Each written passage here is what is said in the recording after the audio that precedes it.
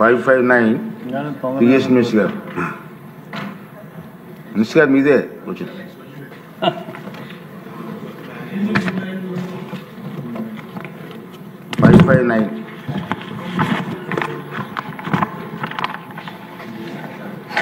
ధన్యవాదాలు అధ్యక్ష. ఏదైతే మొదటి ప్రశ్నకు సమాధానం లేదండి, రెండవ ప్రశ్నకు సమాధానం అవునండి, మూడవ ప్రశ్నకు సమాధానం పనిని సమీక్షించి మరియు అవసరాన్ని బట్టి సముచిత చర్య తీసుకోవడం జరుగుతుంది అధ్యక్ష. ఈశ్వరరావు గారు, హెచ్చెర్ల ఎమ్మెల్యే గారు.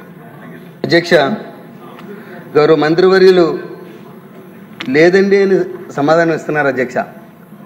ఉత్తరాంధ్రలో తోటపల్లి ప్రాజెక్ట్ అనేది అది ముఖ్యమైన ప్రాజెక్ట్ అధ్యక్ష. అవతల సాగునీటికి కానీ తాగునీటికి కానీ గత 6 సంవత్సరాలుగా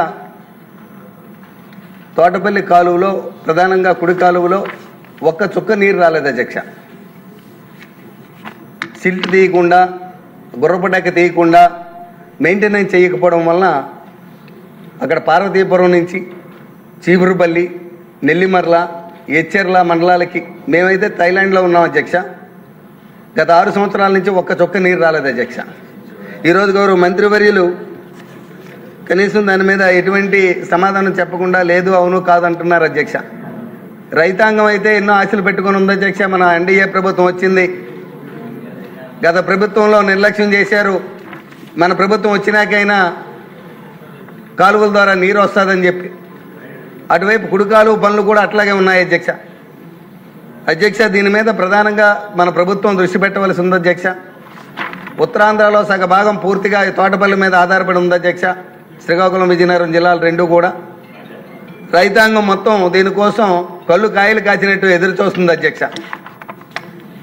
అధ్యక్ష, ఇదే సమయంలో నారాయణపురం కుడికాలువ కానీ ఎచ్చెర్ల మండలంకి వచ్చేది, అలాగే మడ్డు వలస ప్రాజెక్ట్ అధ్యక్ష ఇప్పుడు 30 సంవత్సరాల క్రితం స్టేజ్ 1 పనులు ఆగిపోయాయి అధ్యక్ష. స్టేజ్ 2 పనులు ఇప్పటి వరకు ప్రారంభించలేదు.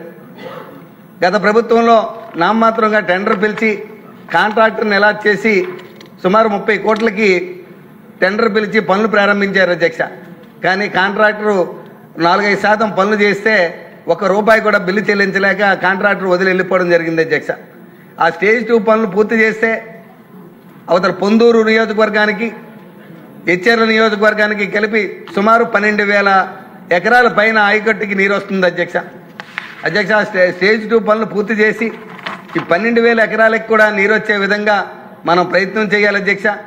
ఆ టెండర్ని కాంట్రాక్టర్ని పిలిపించి మాట్లాడి మనకి త్వరలో కనీసం ఈ సంవత్సరం కొంత, వచ్చే సంవత్సరం కొంత అలా స్టేజ్ వైజ్గా పెట్టుకున్నా మనల్ని పూర్తి చేసుకొని, అది కానీ పూర్తి అయితే మడ్డు వలస 2 ప్రాజెక్ట్ 2 పూర్తి అయితే అధ్యక్ష 12,000 ఎకరాలే కదా అధ్యక్ష, తాగునీటికి కూడా నీరు అందుతుంది అధ్యక్ష.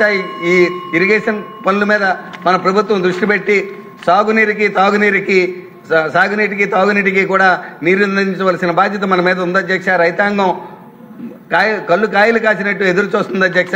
దీని మీద దృష్టి పెట్టవలసిందిగా మీ ద్వారా గౌరవ మంత్రి గారిని కోరుతూ మీకు నా ధన్యవాదాలు తెలియజేస్తున్నాను అధ్యక్ష.